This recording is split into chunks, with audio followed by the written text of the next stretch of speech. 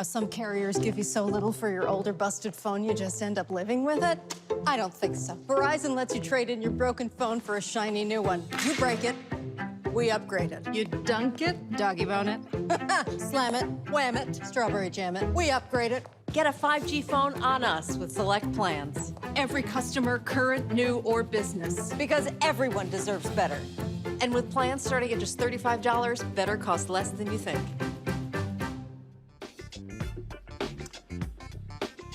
All right, folks, I am back from vacation. Today is Tuesday, December 14th, 2021. Welcome to Roland Martin Unfiltered on the Black Star Network, broadcasting from Atlanta. We'll be here all week for the Celebration Bowl.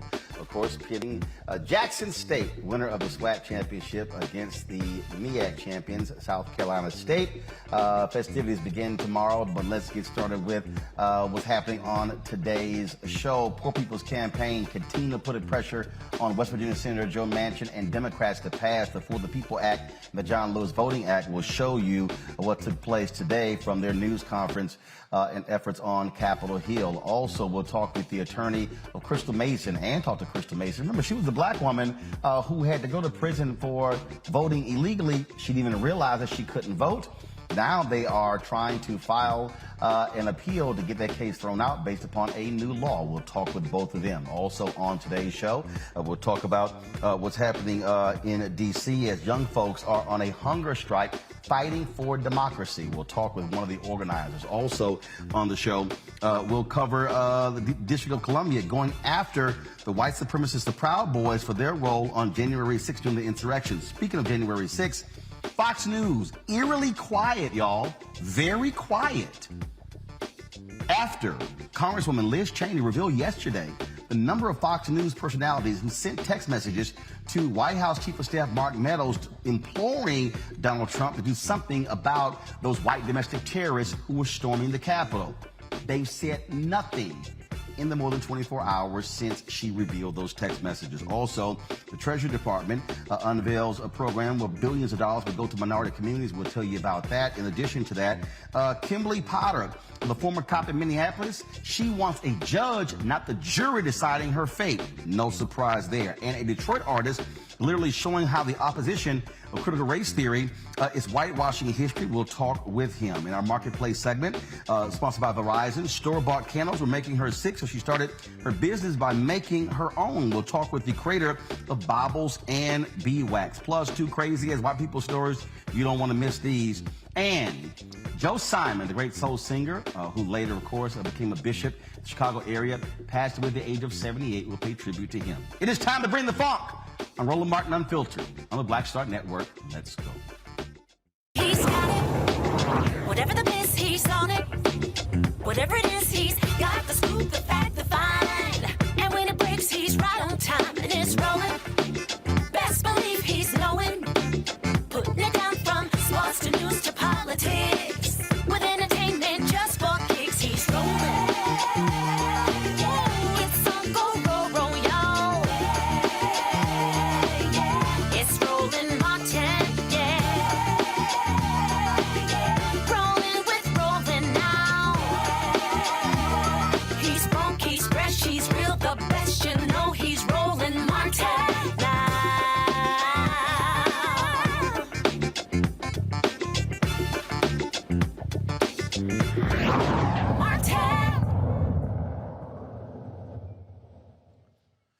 The fight for democracy in America continues. We told you about Sirius XM radio host Joe Madison, who is now more than 20 days into his hunger strike, imploring Congress to act when it comes to the two voting rights bills that are in Congress, but the Senate has yet to approve.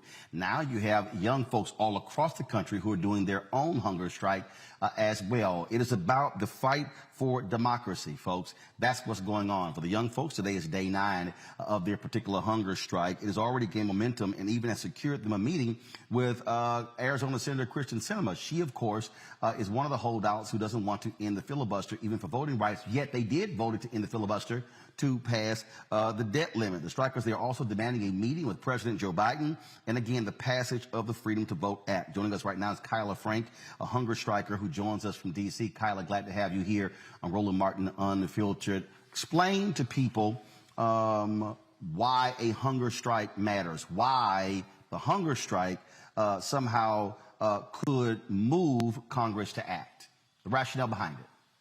Most definitely, and thank you so much for having me here today.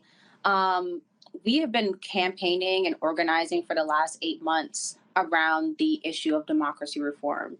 And again, the bill is still not passed. And so we have to escalate. We have to quite literally put our bodies on the line so our elected officials hear us, so they see us, and they know that how serious this issue is, not only to young people, but to every American who cast a ballot. So y'all have been able to secure a meeting with Arizona Senator Kristen Sinema, because she's been blowing off a whole lot of people. Yes, we did. And it was a great meeting. We definitely want to uplift Senator Sinema for not only voting yes on the Freedom to Vote Act and prioritizing this. However, there still needs to be a change within the Senate rules to allow movement on this bill, so the filibuster does not stand in our way and become an obstacle. But what does she say? Because she supported ending the filibuster to pass the bill to increase the debt ceiling. So this whole idea of being adamantly opposed to ending the filibuster, that's actually a lie, because they just did it. Unfortunately, and yes, the filibuster has been changed over 160 times. And so right now we have a unique moment in time where we're asking the Biden administration to prioritize this issue, to prioritize a change within the Senate rules to allow passage of the Freedom to Vote Act. And so Senator Sinema has said that she wants to see this bill passed. She has voted yes several times on this bill. But again, we need to see more prioritization within the Biden administration to get this bill across the finish line. And so you had the meeting with Sinema. When did that take place? How long was the meeting? Yeah, so it was last week, Thursday, and it was 20 to 30 minutes. So now y'all want to meet with President Joe Biden. Have you heard from the White House if he will actually commit to that meeting? Unfortunately, no. And again, we are right outside his doorstep. We will be out here indefinitely until he responds to us, meets with us, and prioritizes passing the Freedom to Vote Act this year. All right, then. Kyla Frank, we certainly appreciate you joining us. First of all, how many, what is the number up to now? How many students are now on the hunger strike? And are they solely in D.C. or are they other parts of the country too? Yeah, so we have 19 strikers here. Again, many have suffered significant health issues because of the strike and had to unfortunately end their strike. But we do have national support from students across the country. I'm personally on day 9 of my hunger strike, and so are about 17 other students. All right, then. Well, Kyla Frank, good luck with the hunger strike. Certainly hope that President Joe Biden takes that meeting and the Senate will move. Again, they made exceptions before to the filibuster, and they just did it for the debt limit. Well, I think they could do it now as well. Most definitely, and thank you so much for your support. We need it. All right, thank you so very much. Folks, today in the nation's capital, the Poor People's Campaign, Reverend Dr. William Barber, Reverend Liz Theo Harris, they continue their action on Capitol Hill, trying to pressure West Virginia Senator Joe Manchin and other Democrats to move on these voting bills. They are making the point that democracy is indeed at stake. Here's some what was said today at today's news conference. Y'all let me know when you have that video ready so we can roll it. Yesterday they had a massive car rally that went from West Virginia to the nation's capital. And so that's what happened on yesterday. And again, like I say, they have been putting the pressure on them. Reverend Dr. Barber has made it clear he will continue the pressure. Now, what's also interesting, he spoke at a news conference today how they told Reverend Barber that if he got arrested, they would hold him in jail. Now, of course, D.C. jail has been having issues when it comes to coronavirus and with COVID. And remember, he also has an autoimmune deficiency, and plus, he's also first has health issues. And so that's what you're seeing, where they're trying to, in essence, target him and separate him from the other protesters. Yesterday, they have 33 impacted people from 33 states across the country who spoke at the rally. And again, they were putting pressure on them again today. And what we're seeing, folks, we're seeing the ramping up of that. And he and others have been saying, where are the other civil rights organizations? Of course, Black Voters Matter, they've been out there. Some other groups have been out there, Barbara Arnwine, the Transformative Justice Coalition. But you have not seen mass protests being led by the NAACP, by the National Urban League, and others. They have joined some others as well, but you have not actually seen that. Here's some of what Reverend Barbara had to say today. Go to my iPad, folks. You'll be able to actually see the video. Go ahead and play it.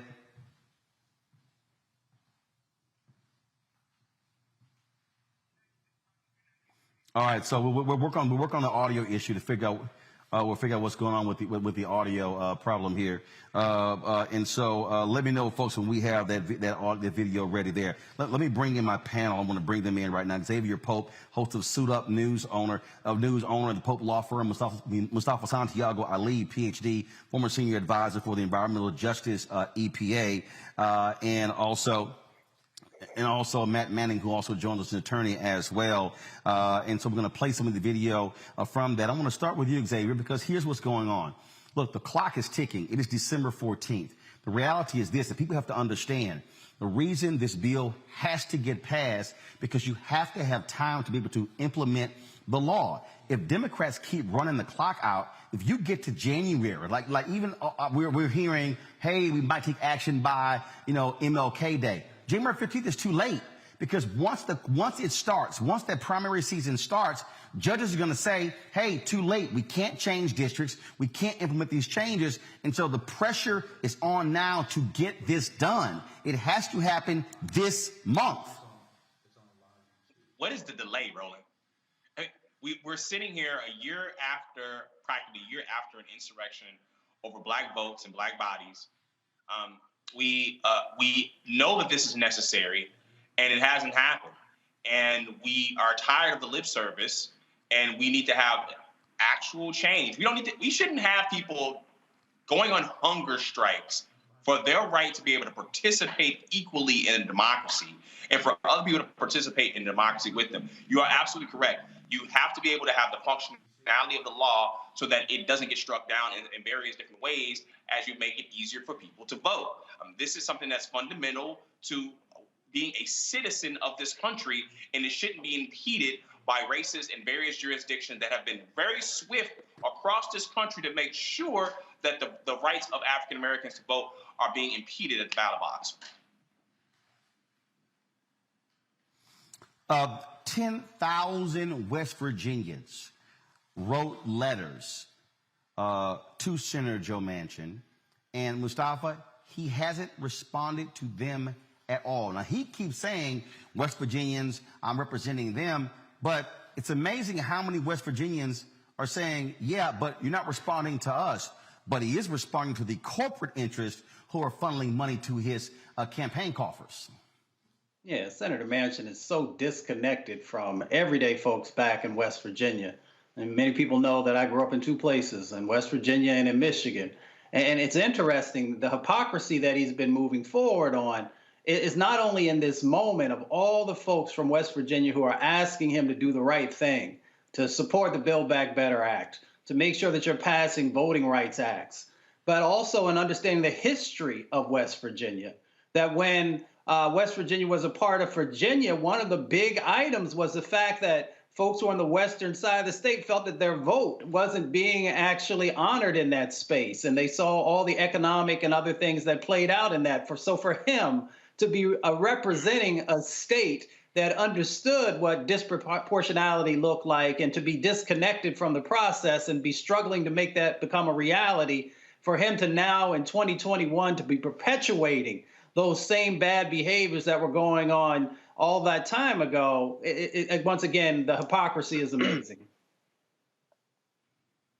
Here's some of what Reverend Dr. Barber had to say at today's news conference. That's taking place all over this country. And we have to call it as it is. As it is. We have to say, just like Jesus, what the scriptures say. Woe unto you. Senator Manchin hides from his own people. When he met with us, it's true, but he didn't like when West Virginians challenged him. He didn't like that it was a diverse group, black and white. Yes, sir. And he lied then. He said, "Oh no, I'm gonna do all right with living wages. I have a plan." Mm-hmm. That's what he said. Were y'all in the meeting? Yep. That's what he said. I got a plan. I want to start at 11.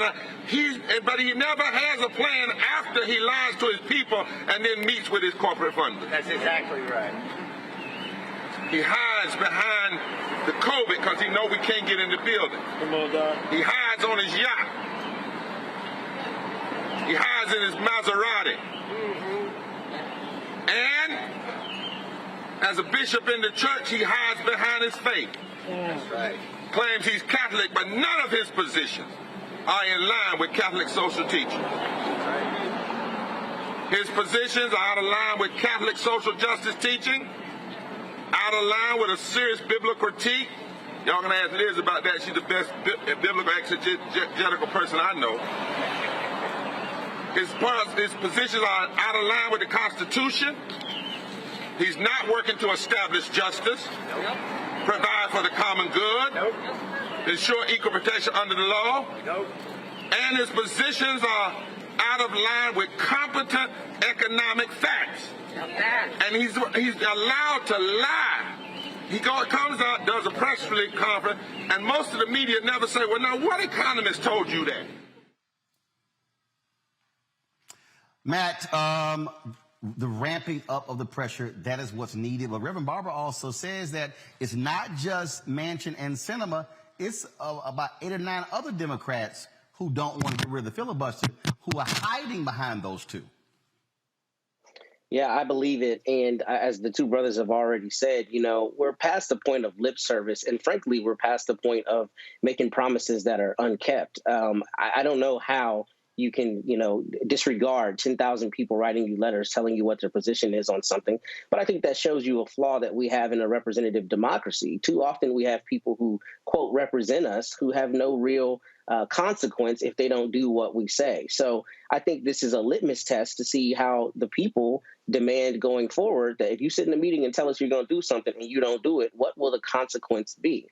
I think that's the question here. And I think that pressure is important because that's the only way you really get anything done, as we know. Folks, when we talk about, again, what we're facing, we're facing Republicans who continue to say, "Oh, it's voter fraud," when it's really non-existent. But what's also interesting, twice the son of Glenn Youngkin tried to vote in the wrong location for his father in last month's election. No big deal. Republicans said nothing. Yet they went after Crystal Mason, a sister who thought she could vote, who voted, made a simple mistake, violated her parole. She went to prison. They're trying to put her back in prison. They are fighting right now, the state of Texas. They're spending vast amounts of money to keep her to try to throw her back in jail. To prove what point. She joins us right now along with her attorney, Kim Cole. Glad to have both of you on the show. Kim, what is the latest legal maneuver that y'all are involved in to try to end this case? That's big. First of all, explain to our audience, y'all been on before, how long has this been going on? This has been going on, Roland, since she voted in the 2016 election. So she was arrested in 2007. She voted 5 years ago. Yes. 5 years ago. Yeah. Okay. Yes. And so she had to go. So she had to go back to prison, correct? She had to go back to federal prison, yes, to serve 10 months because they violated her federal supervised release based upon the charge of her voting in the Texas election. So they violated her federal supervised release, and the federal court sentenced her to 10 years in prison. And then the state court obviously sentenced her to 5 years. So federal 10, state now. So is she battling both? Are y'all battling state and federal, or right now you're just battling the state? So she has fully discharged her federal sentence. They also, in addition to sentencing her to 10 years in prison, 10 months in prison, they sentenced her to, I believe it's 26 additional months of supervised release. And so she has completely discharged her federal sentence at this point. Now we are still looking at the 5-year state sentence, which is still pending. It's on appeal. I mean, the fact that Texas is spending thousands upon thousands upon thousands of dollars to send you to prison, Crystal, they are trying to make an example out of you. Mm-hmm. Yes. And you gotta remember this too. I filled out a provisional ballot. I never voted. It never counted. So they're saying I voted. I was sentenced to illegally voting, but I filled out a provisional ballot that never counted. So I've never voted. So I'm going through all of this, and it never went anywhere but in the trash. I mean, this is unbelievable. So, Kim, explain the latest legal maneuver y'all are involved in.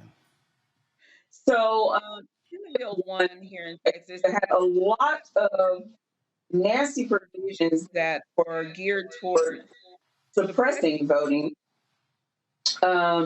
Actually had one provision in it that amended the Texas election code under which Crystal was convicted. And that code, even though it already stated that the individual had to know that they were not eligible to vote, it was amended to make it even more clear. They added knowingly in there, where now it says, originally it says that a person committed the offense when they voted in or attempted to vote in an election for which the person knows that they are not eligible. Obviously, the original scripts required knowledge of ineligibility. So now it states that a person commits the offense when they knowingly or willingly votes or attempts to vote in an election for which they know that they are not eligible to vote. So we put no in there several times this time to make it very clear that the person has to know. And that's the issue with this entire case, Roland. The state never proved that Crystal knew that she couldn't vote. Their own witnesses stated that her supervised release officer from the Federal Bureau of Prisons stated that they never told Crystal she could not vote. The state elections officials testified on the stand. These are state's witnesses now. The state election of the Tarrant County election officials testified on the stand that they mailed letters to her stating that she was not eligible to vote to her home address while she was in federal prison, which means she never got the notice. So Crystal had no clue that she could not vote. She would not have voted. She had just recently discharged a federal sentence. She wasn't trying to go back to jail. She had a good job. She was in school. She had her family, had everything lined up and was working and just living her life and just went to fulfill her civic duty. She had no idea she was not eligible to vote. It has to be maddening for you, Crystal, that here you are 5 years after you fill out a provisional ballot and you're still dealing with this. It's 5 years. I mean, literally. You've had now 2 presidential elections, one in 2016 and one in 2020. It's overwhelming. It's overwhelming on looking at the people that truly voted, truly committed voter fraud to get probation, to get a fine, a ticket, And these people went and voted in somebody else's name. So that's forgery and other charges. And yet they get misdemeanors and get a ticket and a slap on the wrist. You know, it's saddened on looking at what happened January the 6th and looking at all these people that went out to commit a crime. Intentions where you see to commit a crime, and yet I'm looking at people getting sentenced as 6 months. And if anybody know anything about the federal system, anything up under a year a day, you don't go to prison. You can do all that at the house, on home confinement, or at a halfway house. You'll never see prison. Anything up under a year and a day. And this is not fair at all. It certainly is not. Kim, y'all have been battling this. Hopefully, a sensible judge will say, end this. This is just utterly ridiculous. Texas is wasting valuable resources pursuing this case and just makes no sense whatsoever. And so we appreciate the fight. Keep us abreast of what happens next in this strange, long, and utterly ridiculous case. Thank you for having us, Roland. All right. All right, folks, got to go to break. We come back. We're going to talk more about the fight for voting rights on Capitol Hill. Who's talking, who is not. We'll also cover some other news of the day. Ben, wait till I show you these two crazy as my people segments we have. I mean, one of them, a judge in Louisiana using the N-word, caught on video, and now she's like, oh, I'm sorry, I took a pill and I don't have any recall on what happened. Boom. We have the video and the audio of you using the N-word. You're watching Roland Martin Unfiltered on the Black Star Network, broadcasting live from Atlanta. Back in a moment.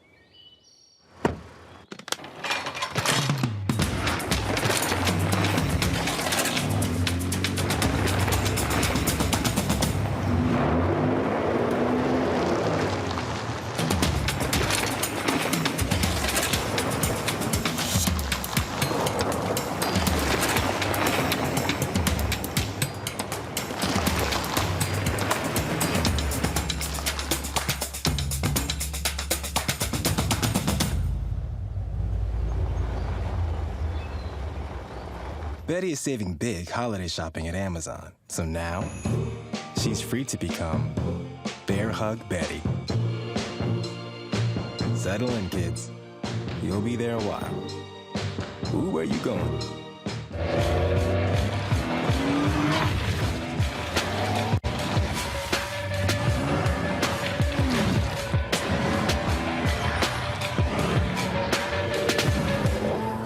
Hi, I'm LD Barge. Hey, yo, Peace World, what's going on? It's the Love King of R&B, Raheem Devon, and you're watching Roland Martin Unfiltered.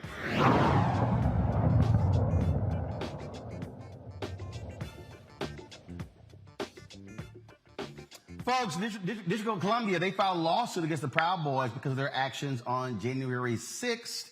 Here is Attorney General Carl Racine making the announcement today. Specifically, we're bringing this lawsuit pursuant to local and federal laws, including the Ku Klux Klan Act of 1871, a Reconstruction-era federal law designed to protect our country against violent conspiracies, protect our citizens against violent conspiracies, like the attack that took place on January 6th. In the complaint, which has been filed and is public, we specifically allege that these vigilantes, insurrectionists, and masters of a lawless mob conspired against the District of Columbia, its law enforcement officers and residents by planning, promoting, and participating in the violent attack on the United States Capitol. We further allege the named defendants caused substantial and provable damage to the District of Columbia, and in particular, to our courageous law enforcement officers who risked their lives, and some even died, to defend the Capitol, the district, and our country's freedoms.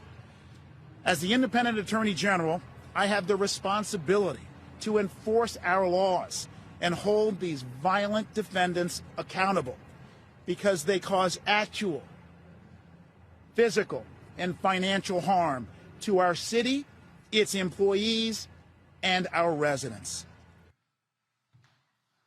Now, the suit names several specific individuals accused of plotting the riot, outlines the events leading up to the riot, and accuses the groups of using the election results to recruit new members and using coordinated violence to intimidate the public and government. Now, if y'all want to really get a kick out of this here, yesterday, Congresswoman Liz Cheney, one of two Republicans who's on the January 6th Special Select Committee, she read aloud some of the text messages that were turned over to the committee from former White House Chief of Staff Mark Meadows, which came from a number of Fox News celebrities. Folks, it was riveting testimony. Oh, by the way, none of the conservative networks, Fox News, One American News, and Newsmax carried yesterday's hearing. I wonder why. Could it be because what the Fox News folks were saying privately in text messages, they've been saying something totally different publicly? This is yesterday. Watch this. These text messages leave no doubt the White House knew exactly what was happening here at the Capitol. Members of Congress, the press, and others wrote to Mark Meadows as the attack was underway. One text Mr. Meadows received said, quote, "We are under siege here at the Capitol." Another, quote, "They have breached the Capitol." In a third, Mark, "Protestors are literally storming the Capitol, breaking windows on doors, rushing in. Is Trump going to say something?" A fourth, "There's an armed standoff at the House chamber door." And another from someone inside the Capitol, "We are all helpless." Dozens of texts, including from Trump administration officials, urged immediate action by the president. Quote, "POTUS has to come out firmly and tell the protesters to dissipate. Someone is going to get killed." In another, Mark, "He needs to stop this now." A third, in all caps, "Tell them to go home." A fourth, and I quote, "POTUS needs to calm this shit down."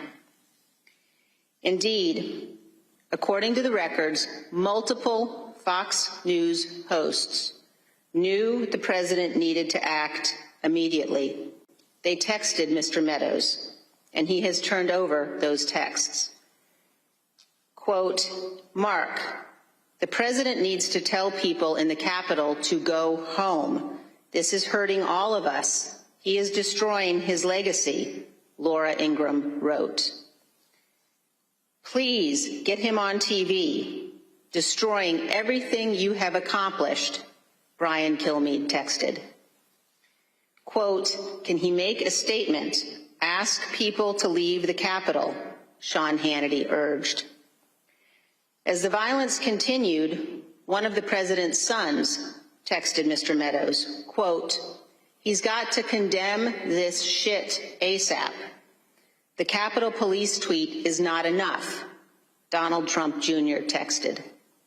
Meadows responded, quote, "I'm pushing it hard. I agree." Still, President Trump did not immediately act. Donald Trump Jr. texted again and again, urging action by the president. Quote, "We need an Oval Office address. He has to lead now. It has gone too far and gotten out of hand," end quote. But hours passed without necessary action by the president. These non-privileged texts are further evidence of President Trump's supreme dereliction of duty during those 187 minutes. And Mr. Meadows' testimony will bear on another key question before this committee. Did Donald Trump, through action or inaction, corruptly seek to obstruct or impede Congress's official proceedings to count electoral votes? Mark Meadows' testimony is necessary to inform our legislative judgments. Yet he has refused to give any testimony at all, even regarding non-privileged topics. He is in contempt of Congress. All right, folks. Now, if y'all want a really good laugh, I told y'all. So Brian Kilmeade of Fox and Friends was one of the people who texted him. No mention today at all about these text messages. None. In fact, y'all gonna get a real kick out of this one here. None of the Fox News people. It was as if the story just didn't even exist today. That shows you how fraudulent these folks are. I'm going to play this for the panel. I'm going to come back to you. And so the Washington Post put this together where they juxtapose text messages and what Fox personalities were actually saying on the air. It's amazing what they said privately, different from what they said publicly. Watch this. Quote, Mark, the president needs to tell people in the Capitol to go home. This is hurting all of us. He is destroying his legacy, Laura Ingraham wrote. The Capitol was under siege by people who can only be described as antithetical to the MAGA movement. Now, there were likely not all Trump supporters, and there are some reports that Antifa sympathizers may have been sprinkled throughout the crowd. Please get him on TV. Destroying everything you have accomplished, Brian Kilmeade texted. About how I feel about the whole thing, I just thought the tone, the attitude of defiance played out in the Capitol. The lack of security stunned me. I do not know Trump supporters that have ever demonstrated violence that I know of in a big situation. Quote, can he make a statement? Ask people to leave the Capitol, Sean Hannity urged. They knew there were hundreds of thousands of people that came to town. We also knew that there's always bad actors that will infiltrate large crowds. I don't care if they're radical left, radical right. I don't know who they are. They're not people I would support. One of the president's sons texted Mr. Meadows, quote, he's got to condemn this shit ASAP. The Capitol Police tweet is not enough, Donald Trump Jr. texted. Donald Trump Jr. texted again and again, urging action by the president. Quote, we need an Oval Office address. He has to lead now. It has gone too far and gotten out of hand. End quote. If you were to take his speech and compare it to literally any stump speech, you would see absolutely no deviation. But again, because the Democrats have the media in their pocket, carrying whatever message, they can go on with impeachment part 2. Wow. Mustafa, Fox News is a joke of a news channel. And for them to be silent, and they are the ones who helped gin this up, along with Donald Trump, they are complicit in this, and now they're being utter cowards when they won't even discuss what their own people had to say, and they wouldn't cover the hearing or Newsmax or One America News. All of these conservatives who stand with these MAGA idiots, they are all complicit in trying to tear down democracy in this country to keep that thug. They want to keep that thug in the White House. It's the ultimate example of whitewashing. I mean, when we say whitewashing, that these folks, they brought it to life, and then, by, knowing what was going on, and at the same time trying to remember when they said, well, they might have been tourists, or they might have been all these other things except exactly what they were, which was domestic terrorists and the actions that they were doing. So, Fox is complicit. Fox has been complicit in a number of issues. This has been a long-standing way that they do business, and they have to be held accountable also. So I'm going to be interested in seeing how folks approach addressing their part that they played in all of this. Xavier, to listen to these idiots, now we know what they said while it was happening. And here's the deal. All of them were texting Trump. They were texting Mark Meadows. And Trump still did nothing. That's why that thug was impeached. And they're the ones who fought that, defended his crap. And so now we know what they were saying privately. That's why I can't trust any of these shameless, despicable individuals. I can't trust none of them. I don't want to hear any MAGA supporter, any Trump person saying anything, because I've heard all this crap. Oh, yeah, they were just taking a walk through the Capitol. It was like a regular tour. I'm like, what the hell are you talking about? We all know what we saw, Roland. First and foremost, Elon Musk was the Time Person of the Year. Should have been Eugene Goodman, the African-American Capitol Police officer that kept from more damage being done to American lawmakers. So that's number one. Number two, we saw in the clip that you played, Donald Trump Jr. saying that the Democrats in the pockets of media, well, that's what Fox News is doing right now, refusing to cover a major political event that is going on that covers an insurrection of the country. Fox News hosts, if you support Fox News right now, you are un-American. You are supporting a network that actively spews propaganda that basically radicalized millions, tens of millions of Americans, so much so that they went to the Capitol. You brought up the Proud Boys suit. Okay, and they definitely should have gone after the Proud Boys before they sent money to Kyle Rittenhouse's defense. And also, on top of that, you have a situation where this is ongoing right now. And that's it. We had the last segment on voting rights. We're still having the impact right now as we're continuing to go on and to be able to protect our democracy. And if Fox News audience, which is the largest cable news network in terms of the viewers, if they don't see it, it doesn't happen for them. And so they are doing a disservice to the country in terms of informing their audience as in terms of what is happening in the country, definitely in terms of domestic terrorism. And how, look at Clarence Thomas's wife, basically putting money behind buses and getting money behind those that came to the Capitol. There's so much more to be uncovered, but we see that these are hypocrites, liars, un-American people that they should be shamed at every outpost. And Matt, here's the funny part. So now John Eastman is suing Verizon, saying they can't release his personal phone record to the select committee. Here's the deal.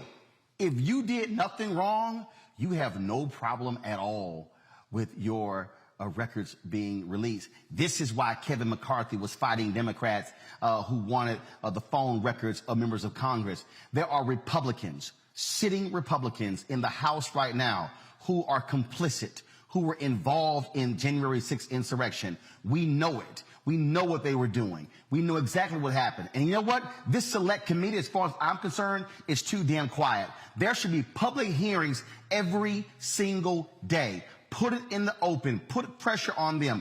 Okay, they're going to vote to hold Mark Meadows in contempt. No, damn that. Start arresting people. Get serious. There are people who should be going to jail.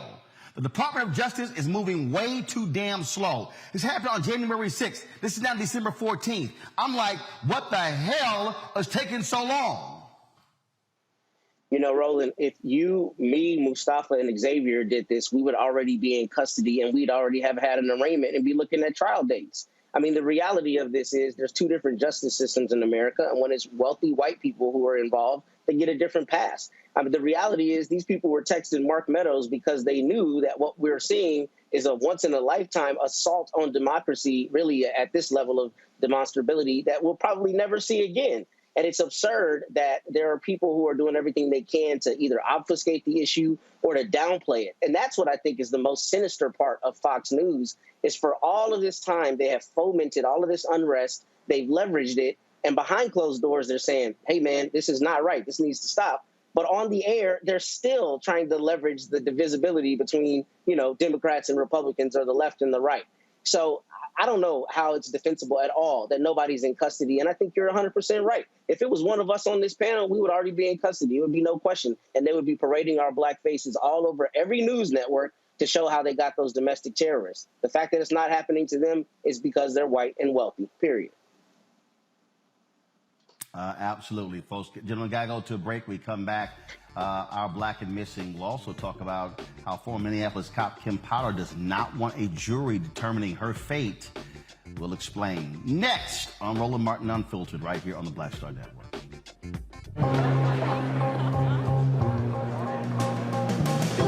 Are the stars out tonight?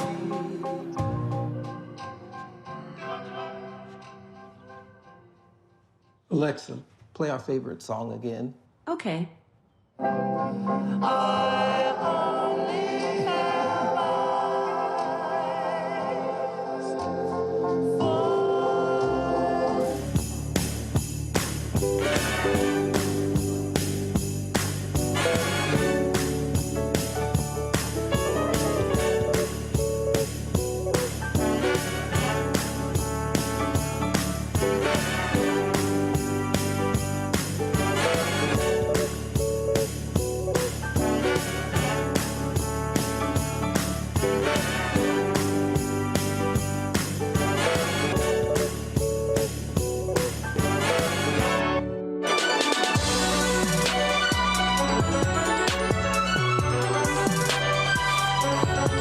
Hello, everyone. I'm Godfrey, and you're watching Roland Martin Unfiltered, and while he's doing Unfiltered, I'm practicing the wobble.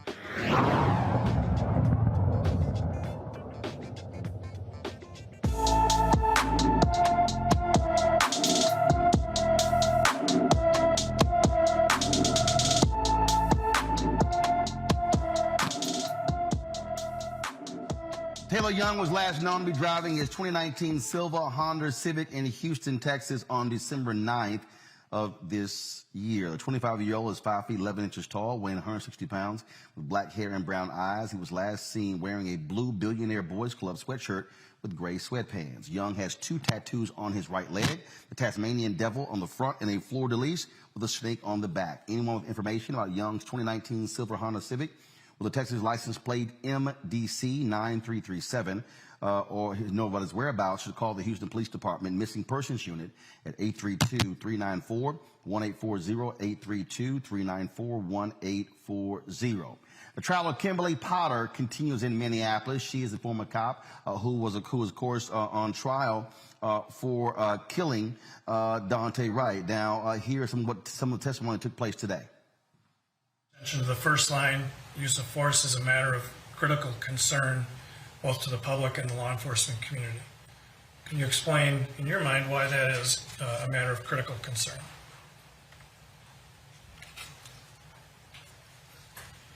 Not many jobs or professions or careers are you authorized and mandated in times to use force. It's a significant reach of the government. And so that's what's critical about it, right? I mean, use of force is significant, and it's going to play into any kind of ongoing relationship between the police or the government and the community and society. This, I think, just tries to signal how critical it can be.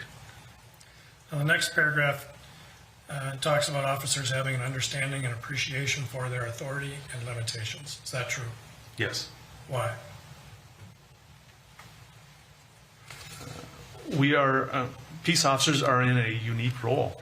We've got a unique set of responsibilities, tasks, mandates, and I want our officers to always be aware of that special position, that special job that they have. And when you were watching the video, were you able to discern where she was wearing her taser at that time? I was. And I think the 2 slices of video are attempts at a closer up view of that, correct? Yes. But from watching the video, were you able to determine where she was wearing her taser? Yes. And where was she wearing it? On her left. It was on the left side of her duty belt. And when officers are wearing their taser, are there 2 different orientations that they can wear it in? Yes. And what are those 2 different orientations? I'm going to call them a cross draw and a reaction hand draw. Okay. And what's the difference? And if it would help to demonstrate to the jurors, if you want to stand up and just show them, you can do that if you want. The way I have mine oriented is for a cross draw. So I'm right-handed, right hand dominant. I carry my handgun on my right side, carry my taser on my reaction side. So this holster is set up so that I would cross draw, using my dominant hand to draw across my body. When I refer to a reaction hand draw, the taser would be oriented so the handle's aft, not forward, and you would use your reaction hand to draw the taser that way. So it basically which way the handle is pointed, whether it's going to be forward or aft. And Exhibit 382, can you tell which orientation Ms. Potter is wearing her taser? Reaction hand draw, yes. Brooklyn Center Police Commander Garrett Fleslin testified that Kim Potter should have been familiar with the policies even as they evolved during her 26-year career. She repeatedly signed documents acknowledging the rules. Now, Potter claimed that she mistakenly grabbed her Glock when she reached for her taser, which led to Dante Wright's death. Now, check this out. Potter's attorney told the judge that she does not want the jury to decide whether she should be subjected to a longer than the typical sentence if convicted of manslaughter. Really, Matt? That doesn't surprise me, Roland. Having done a lot of criminal defense, I might do the same thing in this case. And the reason is because when you have a jury, a lot of times jurors don't have a frame of reference for what a case is, quote, worth. So a jury's not going to know that this is the common case where a person would get 10 years or 12 years or whatever the number may be. So I understand the logic behind her attorney saying we want to go to the judge because the judge will have a frame of reference and hopefully the judge will not be swayed improperly by all the political pressure and the societal pressure surrounding this case. So strategically, I understand that. I don't understand it, though, from the standpoint of kind of to your point earlier. If you know you weren't doing anything wrong, why would you be worried about the 12 citizens who hold your fate in their hands determining the appropriate sentence for you? I mean, that kind of bodes to you know you did something wrong. But as to the legal strategy, that actually makes sense to me in this case. But also what you have here is, Xavier, you got these cops who expect judges to be more lenient. Remember, you get the several officers who were involved in the Freddie Gray situation who chose the judge to determine their fate, and they all got off. Yeah, Roland, usually when you have police officers that use the judge instead of a jury, they want to be able to make a calculated decision to choose one person they feel like that's on their side in the criminal justice system. That's first and foremost. The second thing is what does it say when we have our police officers who believe that judges are going to be lenient towards them and be on their side as opposed to interpreting the law, as opposed to the communities that they're supposed to serve? It says a lot about what police officers view themselves in position to what their relationship to the people in our society and the communities they're supposed to be serving. Mustafa. Everybody has to be judged equally, whether you're a police officer or you're somebody who's working in another occupation. If I go out and I kill somebody with my car, there are repercussions for the actions that I did or did not do. If I'm an airplane pilot and I cause a crash and people lose their life based upon me making the wrong decisions, there are repercussions for that. It's the same thing for police officers. If they make a mistake, then they also have to deal with the consequences of the situation. So, if we want to make sure that justice is fair and equitable, then we got to also make sure that on the other side of the equation, when somebody is possibly guilty of something, that they actually have to go through the same process. All right, folks, hold tight 1 second. Got to go to break. We come back. We'll tell you about the latest in the Jelani Day case. The brother in Illinois was found dead in the river. And also, remember the former NFL player who shot and killed several people in South Carolina? Brother had CTE. We'll tell you those details as well. Plus, we'll talk with the artist who did the issue of critical race theory. Isn't it interesting how that's no longer a thing now the election is over? It's as if it just magically disappeared. Because it was never a thing. You're watching Roland Martin Unfiltered right here on the Black Star Network.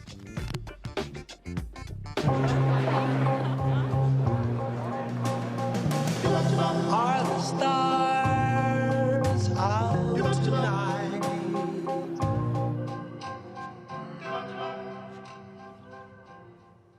Alexa, play our favorite song again. Okay. I only have eyes for you.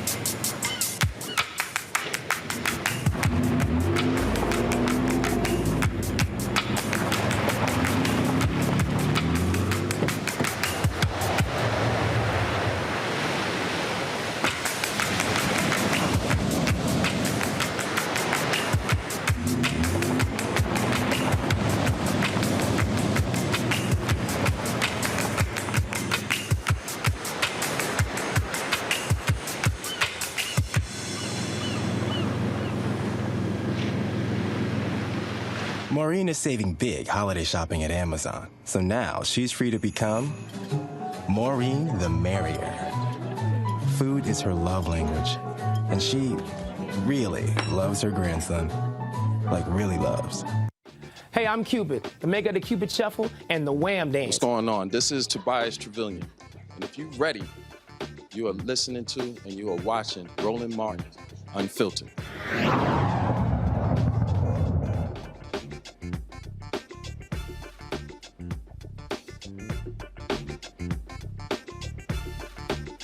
All right, folks, the FBI is offering a reward for help as authorities investigate the death of college student Jelani Day. The Jelani Day Joint Task Force looking into his death announced a $10,000 reward for tips with substantial information about Day's final hours.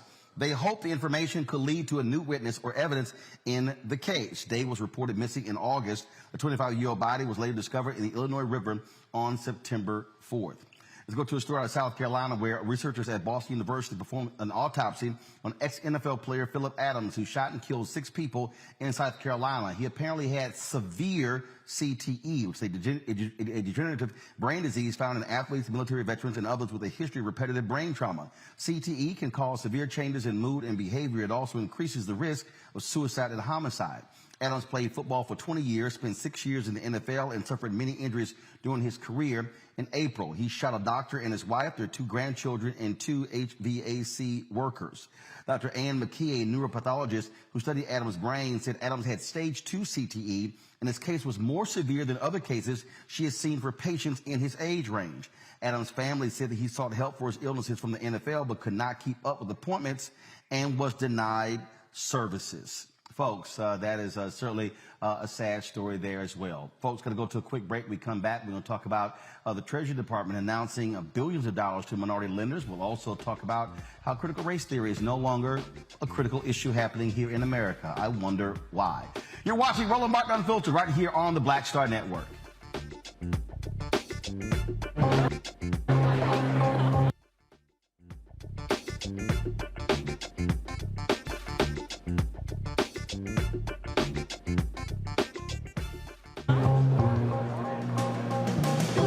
Are the stars out tonight?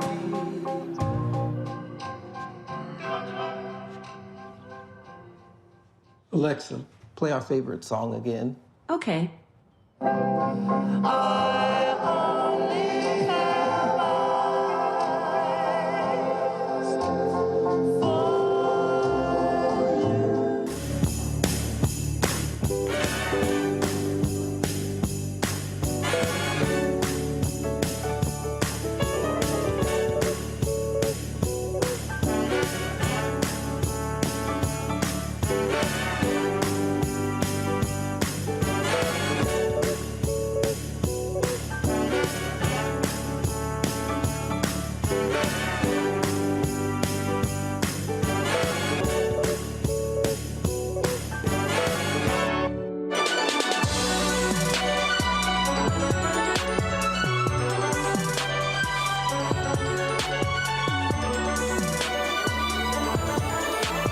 I'm Chrisette Michelle. Hi, I'm Chaley Rose, and you're watching Roland Martin Unfiltered.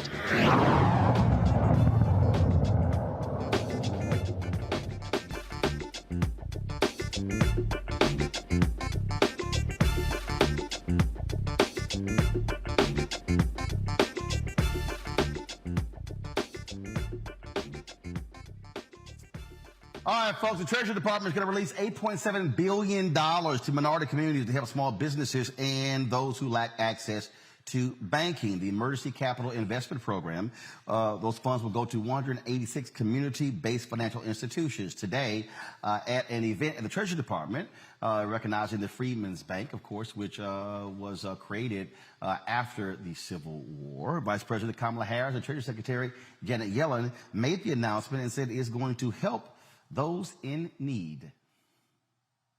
We're here today because in many ways we're still living with both that aspiration and that tragedy. The Vice President just described this very well. From Reconstruction to Jim Crow to the present day, Our economy has never worked fairly for Black Americans or really for any American of color. Well, since stepping foot in this building last January, we have tried to change that, to finally make good on the aspiration of the Freedmen's Bank by transforming how Treasury works. We've completed Treasury's first equity review, looking across the department and asking, where are our operations not as inclusive as they could be? We've brought on the most diverse leadership team in Treasury's history. Here's what I know to be true. America is a nation that is driven by the ambition and the aspirations of her people. But I also know that in America today, deep racial disparities continue to hold people back from achieving all they can. Today, the wealth gap persists. Today, the homeownership gap persists. Today, access to capital is unequal. As one example, Black entrepreneurs are 3 times more likely to report that a lack of access to capital negatively affects their profit margins. I believe that the actions we are taking and must take to address these disparities will define our nation's strength and economic strength in the 21st century. Black Americans make up 13.4% of American population, yet hold 43% of household wealth, and half of a Black American's household wealth is in the form of pension entitlements. Mustafa, this is one of those things that somebody who is, of course, watching may say, oh, okay, what's the big deal? $8.3 billion to these institutions, but these institutions are largely the ones that serve Black and other people of color when it comes to providing loans and things along those lines. That is significant. Yeah, it helps us to begin the long journey of addressing the wealth gap that still exists in our country that the Vice President was talking about, that Secretary Yellen was talking about. It also helps us to begin to better position ourselves also, depending on how quickly these resources begin to move, with hundreds of billions of dollars that's going to come out of these infrastructure bills. We've got the bipartisan that's passed, and now hopefully the Build Back Better will. So our communities need to be able to have our businesses having a stronger position and also to be able to support new entrepreneurs in this space. So that means that you have to have access to capital to be able to build the capacity that's necessary inside of your business to be able to compete for the contracts and the subcontracts and a number of other aspects that will be a part of those resources that will flow. Along with even those who are not interested in those dollars being able to have the capital that's necessary to compete in what we now know is a global economy. So this is a step in the right direction. I'll be interested in seeing the time frames that this actually makes it out the door, which will be critical also in helping people to position themselves properly. Matt, again, this is one of those things that people have to understand when we talk about businesses. If you're unable to get venture capital, look, the ability to be able to go get a loan from one of these institutions, it matters. And so for those who say, oh, this is not enough, well, you got to start somewhere. And hey, let's start at nearly $9 billion. I think it's a great step forward, and it is a great start. But I am concerned, or at least intrigued, as to why only 3.1 billion of those dollars are going to minority-controlled organizations. It stands to reason to me the biggest showing of true investment would be to give all of that money, or at least the lion's share, to those 186 banks and credit unions. So I don't know all of the minutia on it, but that makes me question as to the other $5.2 billion, who's controlling that and why isn't it all being given to those organizations? Because, Matt, it's capacity. I mean, Matt, no, seriously, it's capacity. And the bottom line is this here. It's sort of like if you look at a story that was recently done in Politico, you look at the number of Black banks you used to have in Chicago, well, you don't have any, they're gone. And so part of the problem is, how do you still reach the customers? And so that's like saying, hey, let's give more of the money to HBCUs, but if you got more black students who are attending PWIs, well then, what about those students as well? It comes down to capacity. And so that's part of the problem here, which is why which is the point that I keep making over and over and over again, Xavier, we have to be building capacity. The problem that we have in Black America, our institutions are too small. They are unable to handle those large dollars because they are small. People keep saying, let's have more black businesses. No, we need more black businesses that are bigger, that have capacity. Yeah, I think that's a great point, Roland. We need to have media conglomerates. We need to have large institutional banks. We need to have large construction companies. We need to have large development companies, large financial and investment companies. We need to have large companies that are able to put infrastructure, talk about the infrastructure bill, we have that in place. That has to happen for dollars to flow, but they don't flow if they don't have any undergirding or any economies of scale to be able to do that. And so that's necessary. We have to build those institutions, and I think that's a definite target of where we should go in the future. But I do caution where we have access to capital when we have the same token, this administration saying that they're going to continue on with student loan repayment when African Americans are twice as more likely to default on student loans and likely to delay buying a home and to delay maybe investing in a business because they're having trouble with student loan debt as well. So look at the other side of the coin as well in terms of building wealth. We have to be able to build wealth on all channels, build bigger businesses, and also be able to support people in terms of their building their financial portfolio so they can invest and get access to capital to build a small business as well. Absolutely. And, somebody asked the question, well, that's great. Well, how do you build capacity? Well, one of the things you got to build capacity is we got to have mergers and acquisitions. We got to stop having so many small black-owned businesses. For the life of me, I don't understand. I was at an awards event in Houston, and where they were handing out awards. It was a Black Chamber of Commerce event, and they honored 3 black PR firms. Okay, that's fine. That's great. That's wonderful. My issue I have with that is, okay, versus having 3 small black PR firms, how about those 3 PR firms merge to form one large black PR firm? Now you're not paying 3 different office bills, 3 different light bills, 3 different, back-end services, and now you can actually go after larger clients. That's how you build capacity.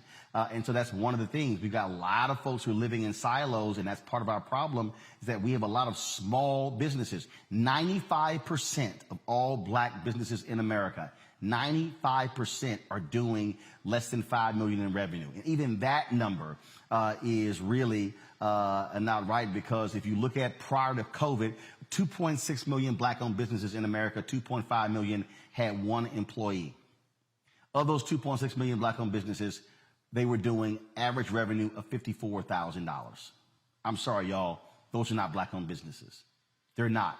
It's capacity. We got to be able to, where we have, and remember, in the United States, they classify small businesses as having 500 employees or less. 2.5 out of the 2.6 million black-owned businesses, 1 employee. They're sole proprietors. That, folks, is not going to cut it. That's why these resources matter. All right, got to go to a break. We come back. We're going to talk critical race theory. What happened to that? I thought that was like the next to the democracy, the most important issue in America. It's just disappeared. An artist next will talk about his viral painting that has a lot of people talking about this very issue. We'll just talk with him next on Roland Martin Unfiltered on the Black Star Network.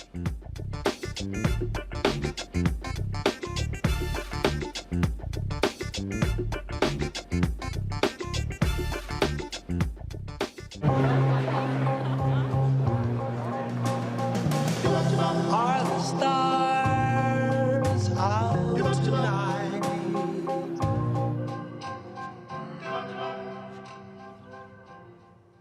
Alexa, play our favorite song again. Okay. I only have eyes for you.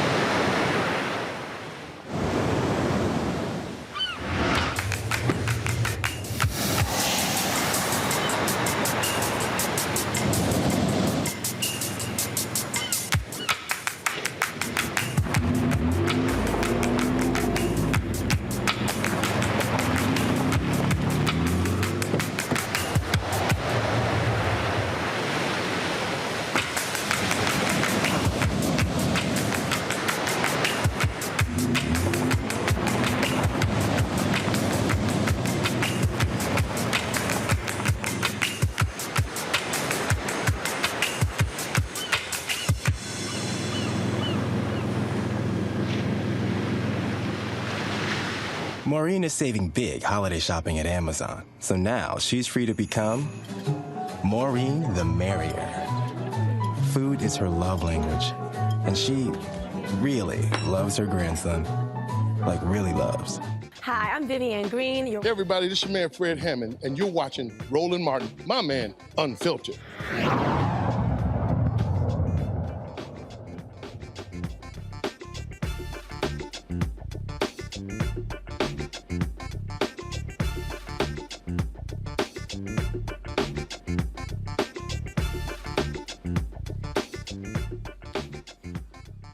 All right, an artist from Detroit has gone viral with this painting, which deals with critical race theory. Check this out.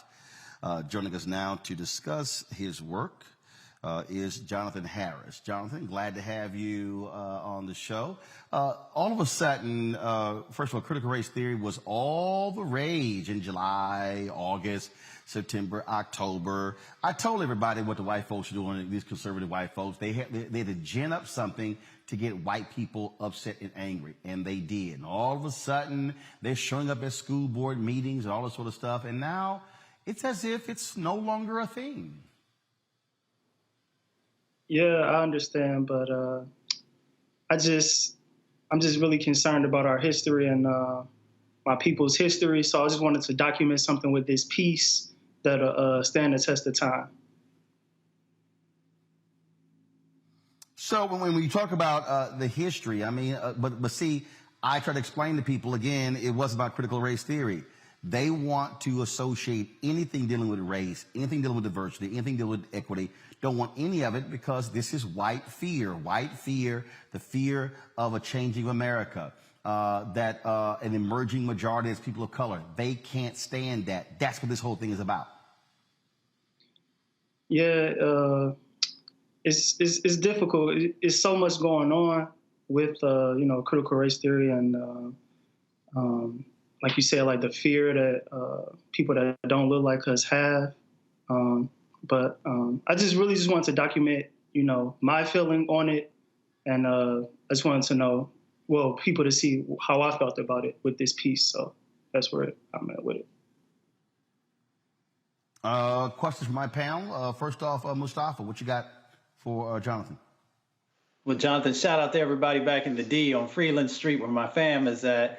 When you first began this journey of trying to highlight and keep our history alive, was the first set of images that we see, was at the beginning of the process, or were there other individuals that you thought about highlighting as well? Well, I had probably three main ideas at first, and then I decided to stick with this one because I felt like it would be more powerful. I wanted people to question what was really going on here, and not see something that's very blatantly obvious. So to answer your question, this was not the original idea. But when I was working on this one, I knew that I only wanted it to be about three key figures from our history that people that don't look like me know who they are. And it wouldn't really be no question about who they are and why they're being covered up. It had to be answered. Matt? I'm sure, Jonathan, let me first say, man, it's a brilliant piece, and I appreciate you documenting our history the way you have. But I'm sure you've gotten a lot of pushback from this. So what have particularly non-Black artists, if any, said about this? What has the response been? And have you seen people saying, well, I don't think it's really whitewashing history, trying to add some nuance to what we know is actually happening? Have you had that phenomenon occur? Yeah, when I originally had found out that it had went viral, as people say, somebody had told me they had put something in me to start going down a rabbit hole. And when I did that on Twitter, I found a lot of other outlets, like, Republican outlets that had picked it up. And the threads, they were just so long, I had began to read. And it was kind of disturbing, but that's part of the problem. This has to be talked about. We can't move forward to the future if we can rectify the past. And America's history, it was not a Disney movie, and they trying to make it like it's a Disney movie. It's not. If it was M. Night Shyamalan, it has to be M. Night Shyamalan. Xavier. Jonathan, a great piece. Traditionally in our hip hop culture, graffiti art has been sprayed on various walls of various subways, of various places all around urban communities. Did you think about how, when to cover up our art and our expression, there's usually either whitewashing it down or wiping it down, the attempt to basically cover up the expression of our culture, the expression of our being, our soul, our movement, all of those different things as you thought about inspiration for the piece? Yes. So the white on the piece, it actually symbolizes all of the history that we don't know that's been covered up. And I just believe that changing the history to what they would like to change it to, that's like a beast that's never full. Once we give them something, they'll keep coming back and wanting more and more and more. And eventually it'll get to the point where they'll question teaching Martin Luther King, Harriet Tubman, and Malcolm X. And I don't want that, and I'm doing everything to stop that with my ability. Thank you. We have a children's book. I take it you got a lot of response from folks. Are people trying to get you to make copies of this? And people are asking, where can they actually get this piece? Yes. Well, the piece has sold the first day of my last show. I did have a limited edition prints online, 250 of them signed and numbered. Those actually sold out today in about 2 days. And I won't be making another one. I want this one to stand alone and stand the test of time. So it's a one of one. All right, you passed up a lot of money. It's not about the money for me. It's really not about the money for me. I don't sell art. I just paint what's in my heart, and if somebody chooses to buy it, thank you. All right. Jonathan Harris, we certainly appreciate it. Tell people where they can watch, go take a look at more of your stuff. My Instagram is at ArtYouGifted. That's ARTYOU Gifted. My Facebook is Jonathan Harris Art. I'm John Harris on Facebook. John Harris Art on Twitter. That's it. All right, then. Jonathan, we certainly appreciate it. Thanks for joining us. Thanks for having me. All right, folks, let's pay some bills when we come back. Our marketplace segment where we focus on black-owned businesses. That's right. That's how we do it here on Roland Martin Unfiltered every single Tuesday with the marketplace, brought to you by Verizon. If you want to support what we do, download the Black Star Network app. Our goal is to get 50,000 downloads by December 31st. We got a lot more to go. Please pass the word. You can download the app on every platform. It's Apple phone, your Android phone, Apple TV, Android TV, Roku, Amazon Fire Stick, Xbox, as well as Samsung Smart TV. Also, your dollars goes to allow us to do what we do, supporting this show. So please join our Bring the Funk fan club, where every dollar you give, again, allows us to be able to travel to places like here in Atlanta to cover the Celebration Bowl. We're going to be going to events all week, live streaming stuff beginning tomorrow. So we want you to support us. And so please do so by Cash App, $RM Unfiltered. PayPal is R Martin Unfiltered. Venmo is RM Unfiltered. Zelle is Roland at RolandSMartin.com. Roland at RolandMartinUnfiltered.com. Got to go to break. When we come back, Marketplace brought to you by Verizon right here on Roland Martin Unfiltered on the Black Star Network. Broadcasting live from Atlanta. Betty is saving big holiday shopping at Amazon. So now, she's free to become Bear Hug Betty. Settle in, kids. You'll be there a while. Ooh, where you going? You know how some carriers give you so little for your older busted phone you just end up living with it? I don't think so. Verizon lets you trade in your broken phone for a shiny new one. You break it, we upgrade it. You dunk it, doggy bone it, slam it, wham it, strawberry jam it. We upgrade it, Get a 5G phone on us with select plans. Every customer, current, new, or business. Because everyone deserves better. And with plans starting at just $35, better costs less than you think.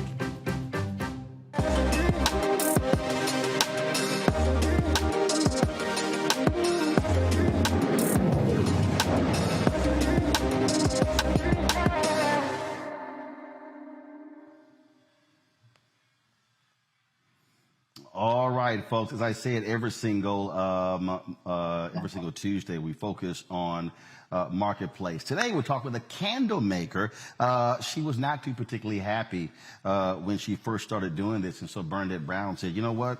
Let me just go ahead and do it myself." She's a journalist, decided to focus on self-care. Now, she loves candles, but she said the ingredients were making her sick, so decided to make her own. That's why she has Baubles and Beeswax. How you doing? I'm wonderful, Roland. How are you? I'm doing great. So, how was it? How are these candles making you sick? What was the deal? So, when I first started, I love candles, but every time I would burn a candle, it gave me a headache. I was talking to a friend of mine who's a holistic health coach, and she said it's likely because of the paraffin wax and the phthalates that are in the fragrances that are in manufactured candles. And so I said, well, maybe I should just try to make them myself. Can't be that too, hard of a process, which I learned it actually is a very hard process. I started making them on my own and fell in love with it. And so did my friends and family, and a business was born. And it was great to actually create something. I deal in facts every day as a journalist. And so getting to use my creativity was wonderful. That led into soaps and skincare and all types of other products. Now, right, you're in Mableton, Georgia, and so you go from candles to skincare products. And so how has the business taken off? Business has been great. We took a little break during the pandemic, as a lot of businesses did. We regrouped a little bit, relaunched, and we've been doing wonderful. Getting, reviews back from our customers that they love the products, that they feel comforted and soothed and nourished. That is the goal. So we're doing wonderful. We're selling and adding products. The goal is to continue to add products to our offering and get more people to love the brand just as much as I do. Wow. Now, first of all, where can people get your candles and skincare products? So right now we offer our products online. You can go to baublesandbeeswax.com. You can also shop through our Instagram, Baubles and Beeswax, on Facebook as well. We will be adding more next year. We're looking to add a men's line, looking to possibly even grow into subscription boxes. The goal is, the product should be a tool for you, right? It should be part of your personal care toolbox. It's meant to trigger you to slow down and to take care of yourself. Because I know as Black women, we just don't. We're taught to just go and work, but we're not taught how to stop and relax and care. And it was something that was missing for me. And I've built a community, and I hope other people will join in this self-care movement. Questions from our panel. I'll start with you, Mustafa. Well, thank you for this and creating a product that doesn't impact, the environment or people's health.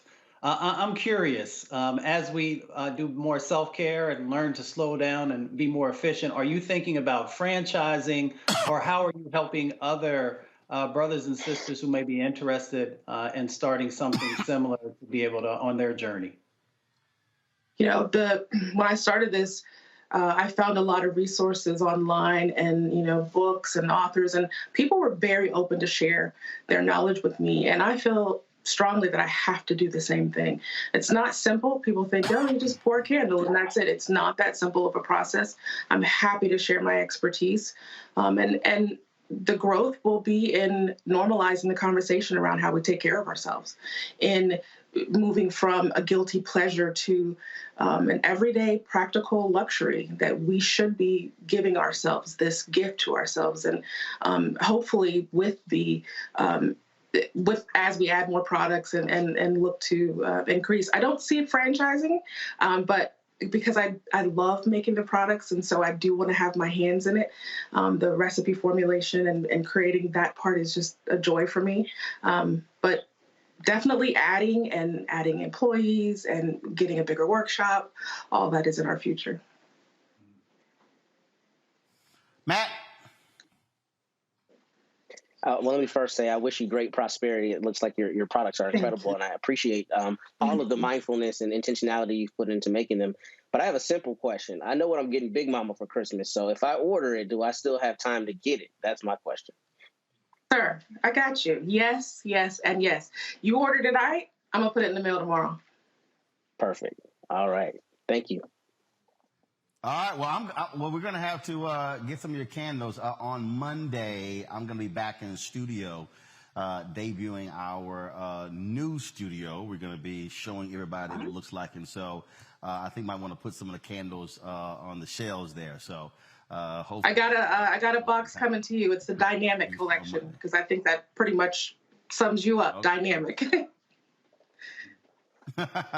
Well, I appreciate it. So, look, congratulations on this. Thank you. Did you give up journalism completely to focus on being an entrepreneur? I have not. I facts first for me, and I still love storytelling and leading my team. I'm just able to, devote time in other places, and it does fuel me. So, still a journalist, entrepreneur as well. All right. Sounds great. Well, Bernadette, congratulations. Good luck. Thank Again, you. BaublesBeeswax.com. Folks, y'all go check it out. We appreciate you joining us on Marketplace, presented by Verizon. Thanks a lot. Thank you. All right, folks, got to go to a break. When we come back, woo! I got two crazy ass white people for you. Y'all about to trip out next on Roland Martin Unfiltered on the Black Star Network.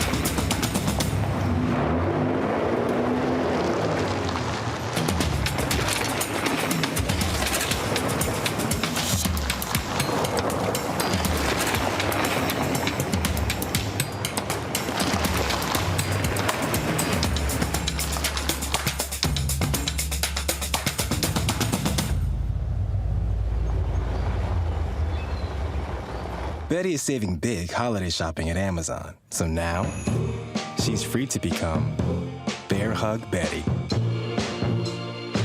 Settle in, kids. You'll be there a while. Ooh, where you going?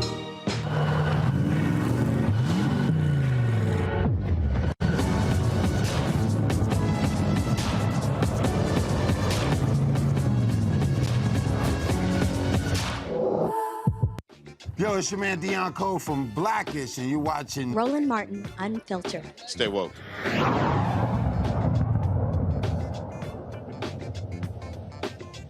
No charcoal grills are allowed. I'm white. I got you, bro. Illegally selling water without a permit On my property. Whoa! Hey! You don't live here. I'm uncomfortable. This is quite the interesting story here. All right. A Louisiana judge is saying, I don't remember this happening. I said the N-word? Yeah, you did. Watch and listen. Oh, shit. Mom goes, why are the lights When I pull up in the whip, they be saying, God damn. Why are your lights on? They're like, pull up. And Mom's yelling, nigger! Nigger! Oh, kid, we have a nigger. It's a nigger. Like a roach. Look, that's me. No, that's I came from the backside. Look, he trips over the He trips twice. He tripped on the roof. I was the only one running. That's me. Kenny was standing. I'm the one that took him down. Kenny's just standing there. He lied. Found Austin's wallet. Yeah. That's my phone where it fell out. Look, Mom. The dude had a phone on him. He should have taken his phone and stolen from him, that fucking asshole. And now I'm going to grab a gun. I want to get the gun. It's important. Very important. As me and Austin maintain control of the situation. The great thing is we've got video. We've got fuck. Look, they're with the car. Wait, look, there's And look, Rebel. here comes There's Rebel. Rebel. Want to play fetch? Rebel is like this is. Okay, y'all. Now you're hearing her talk, right? You're hearing her talk. Okay, so check this out. This is what she told K. What's the station right here? It's KLFY. Y'all gonna love this one. My children and I were the victim of an armed burglary at our home. The police were called and the assailant was arrested. The incident shook me to my core, and my mental state was fragile. That's what she said, y'all. She said, I was a wreck and I am still unable to sleep. Now, after the video came out, this is what she said, quote, I was given a sedative at the time of the video. I have zero recollection of the video and the disturbing language used during it. Anyone who knows me and my husband knows this is contrary to the way we live our lives. I am deeply sorry and ask for your forgiveness and understanding as my family and I deal with the emotional aftermath of this armed burglary.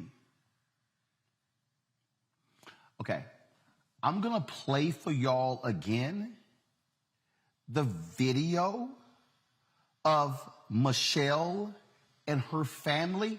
Y'all, the video is recorded in real time as it's happening. Roll it. Oh, shit. Mom goes, why are the lights When I pull up in the whip, they be saying, God damn. Why are your lights on? They're like, pull up, pull up. And Mom's yelling, nigger! Nigger! No, Ken, we have a nigger. It's a nigger. Like a roach. Look, that's me. No, that's I came from the backside. Look, he trips over the He trips twice. He trips twice. I was the only one running. That's me. Kenny was standing. I'm the one that took him down. Kenny's just standing there. He lied. Found Austin's wallet. Yeah. That's my phone where it fell out. Look, Mom. The dude had a phone on him. He should have taken his phone and stolen from him, that fucking asshole. And now I'm going to grab a gun. I want to get the gun. It's important. Very important. As me and Austin maintain control of the situation. The great thing is we've got video. We've got fuck. Look, they're with the car. Wait, look, there's And Rebel. look, here comes There's Rebel. Rebel. Want to play fetch? Rebel is like this is. Mustafa, sounds to me like, boy, that sounds very traumatic. Judge Michelle Odenette was very clear in how she felt about the situation, no slurring of the words, very articulate in the things that she wanted to share. So I don't believe that there were any tranquilizers or anything else that was would have made her slur her speech. So she knew what she was doing. And she does not deserve to hold the office that she has because there's no way that she can be impartial. And I would have great pause if I was an attorney representing someone or a client who had to go in front of her as a man of color. So she got to go. Quite interesting, Matt, just how traumatic and difficult this was for her family, as they were in shock. They're yucking it up. Absolutely. There's no sedative involved here. And I'm surprised that the judge even made a statement because she made it worse for herself because she's obviously being dishonest about what we see clearly in the video. The Judiciary Commission of Louisiana hopefully has gotten a complaint about this and will be making a public statement in whatever it decides to do with the disposition of said complaint. Because as Mustafa said, I would file a motion to recuse on every single case in front of her. Her impartiality is questioned now, and there's no way a black litigant or a black attorney or any black person who sets foot in her courtroom can have any assurance whatsoever she's going to do her job. She has to go, and I would hope that the Judiciary Commission makes that possible. Absolutely. That's amazing how the sedative made me do it. All right, folks, we're going to close the show out, unfortunately, with some sad news. Soul singer Joe Simon, of course, who had 3 #1 hits back in the day, passed away last night at the age of 85. We found out because his daughter, Denise, sent me a DM on Instagram because I would often play his music, especially the choking kind. And she said that she always enjoyed me playing her father's music, and she wanted me to know personally that he passed away. It was 9 years ago. He had a quadruple bypass. And of course, after his, but he survived that. After his career, he focused on Bishop Joe Simon Ministries in the Chicago area. And of course, he won the Grammy in 1970 for Best Male R&B Performance. And then, of course, he had the song, #3 hit, Drowning in the Sea of Love, The Power of Love, the hit single, and again, The Choking Kind. So condolences go out to the family of Joe Simon, who passed away at the age of 85. Folks, that is it for us here from Atlanta. Let me thank Matt, Mustafa, and Xavier for joining us on today's panel. Tomorrow we got a great treat. We're going to be from the World of Coca-Cola here in Atlanta. The Celebration Bowl, which pits the MEAC and SWAC champions, South Carolina State versus Jackson State. It's going to be taking place on Saturday. We, of course, are partnering with Coca-Cola. We're going to begin we're going to be live tomorrow from 6 to 10 p.m. That's right, 4 hours tomorrow. Both teams will be arriving. Our cameras will be there to capture them. Some great things happening. Delta, normally these teams travel to the game by bus, but Delta wanted them to travel like other teams, and so Delta dispatched charter planes to pick up both teams. They're flying them in to Atlanta. They'll land at 4 p.m. Our cameras will be there to capture that, and then, of course, they'll be coming to downtown Atlanta. We'll be there as well. So a lot of things happening there. They're going to have chefs there. Celebrity chefs are going to be on site. Different teams tasting the various Coke products from around the world. Will be there talking with many of the dignitaries from Coca-Cola, from the teams, university officials, coaches, you name it. And so we're looking forward to our live coverage of the Celebration Bowl beginning tomorrow right here in Atlanta. And so that is it for me, folks. I'll see you tomorrow right here on Roland Martin Unfiltered. Don't forget, download our app, the Black Star Network. All platforms, Apple phone, Android phone, Apple TV, Android TV, Roku, Amazon Fire TV, Xbox, as well as Samsung Smart TV. So you can get us everywhere. Again, we want to get to 50,000 downloads, y'all. Pass the word. Send it out to all of your social media platforms to download the Black Star Network, curated by Roland S. Martin. Of course, we launched Rolling with Roland. A new episode of Rolling with Roland is going to be airing on Monday. My man, Richard Lawson.